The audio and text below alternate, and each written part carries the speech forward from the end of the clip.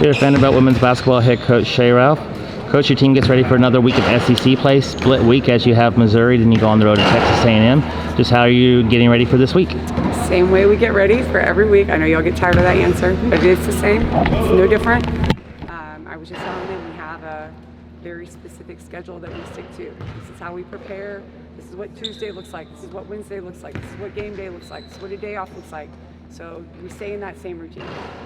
It doesn't matter who we play. It doesn't matter if it's non-conference, conference, championship time. That way we create really good habits. And they understand what is expected and what exactly we're going to do day in and day out, so the preparation stays the same, no matter who we play. Up for questions? Hi. Good. Nice to meet you.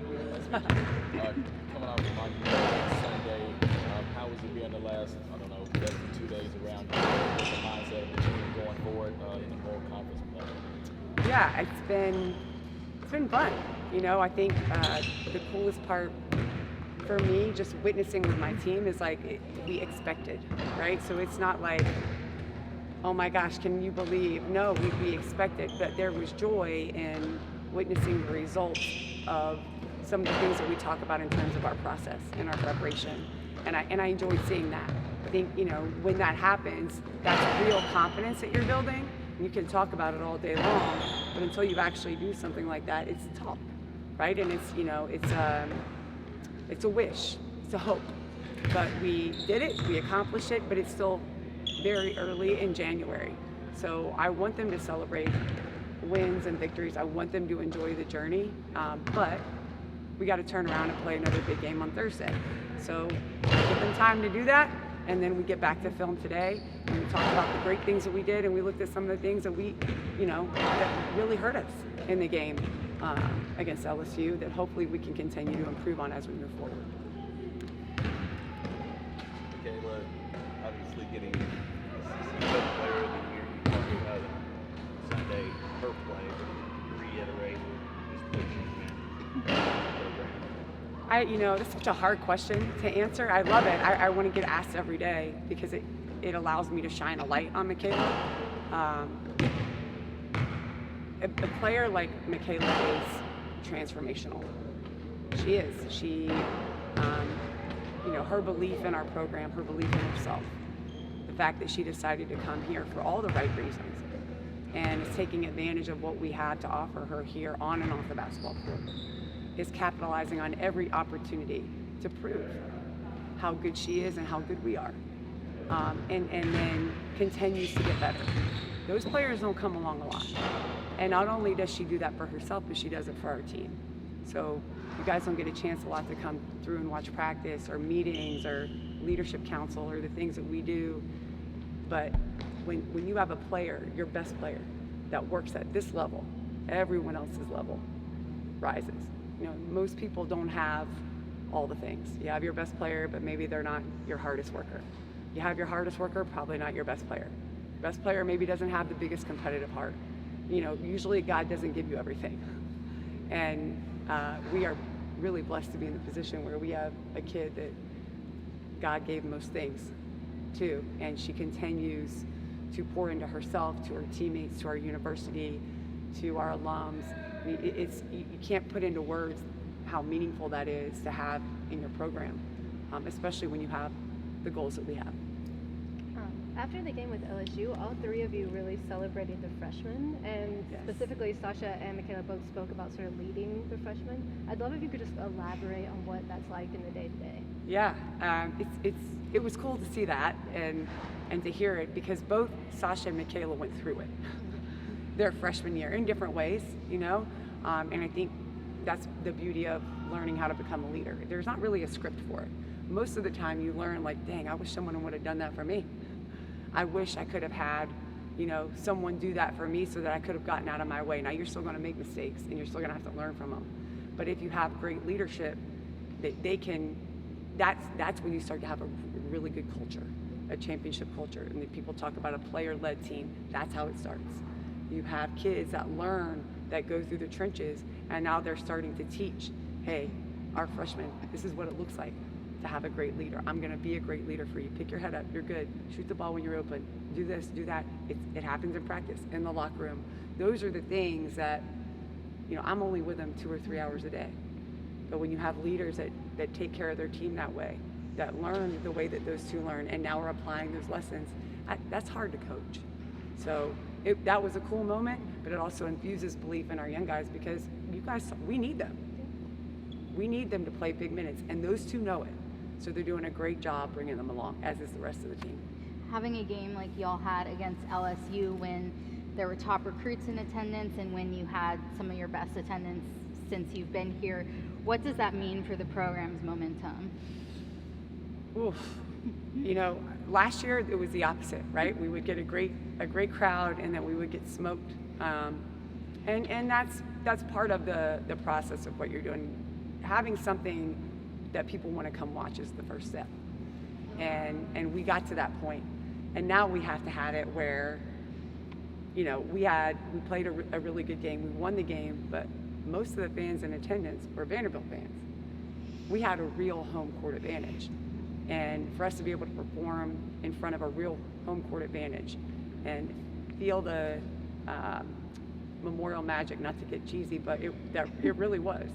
And it reminded me of what I remember from some of the places that I've been as a player and a coach, right? So that it matters. And now when you have a home court advantage like that, it's going to be really hard for people to come in here in our conference and bring their fan base and feel like they have a home court advantage and play their best game, because we have a real sixth man.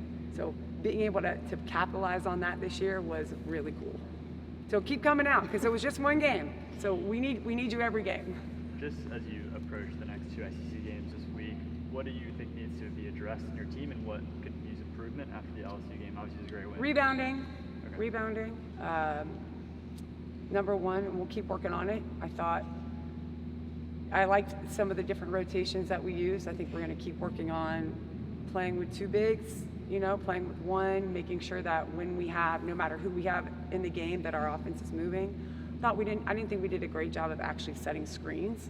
And then obviously making sure that we take care of the ball and are able to finish out a game. We don't, no crazy turnovers, we don't give up offensive rebounds or open threes when that's the only way they can get back in the game. So it's good to win a game, and they'll still learn some of those lessons along the way. Some of them aren't new. Some of them sometimes you got to go through and be like, that wasn't good. We got to fix that. And so we were able to do a little bit of that today. We'll do some more tomorrow. But I'd much rather learn those lessons the way we did on Sunday. You've tried that lineup with two bigs a few times this season, and it's turned around a couple games for you. What does it bring when both Ayanna and Sasha are there on the court together? Yeah, their energy yesterday was great. I thought Mitch was our best on-ball defender. It was like they try to isolate her, and I'm like, you picked the wrong one, because she might be our first or second best on-ball defender. I thought their communication was great, their activity. So did they get every rebound? No, but they got a hand on every one of them. They were blocking shots. They were rotating on defense, keeping their guards in front of them. But it was really their energy, activity, the way they were in the huddles, the screens they were setting. I think that changed the game for us. And if they can continue to get comfortable working together and play like that together, you might be seeing that lineup a lot more. You mentioned Mitch's on-ball defense. How valuable is it to have a big like that who can switch onto those guards on the perimeter and kind of make things hard for them? Yeah, I love it, especially with our style, the way that we play, the defensive coverages that we have. And then even when we get in a pickle and we're not supposed to switch out, I'm okay with Mitch out on the ball. She's 6'5" and a true SEC athlete. And then she continues to improve with her balance, her decision making. She's doing a better job of not swinging and getting 3 fouls in the first 2 minutes. She's doing a much better job with ball security, screening, rolling to the rim, finishing.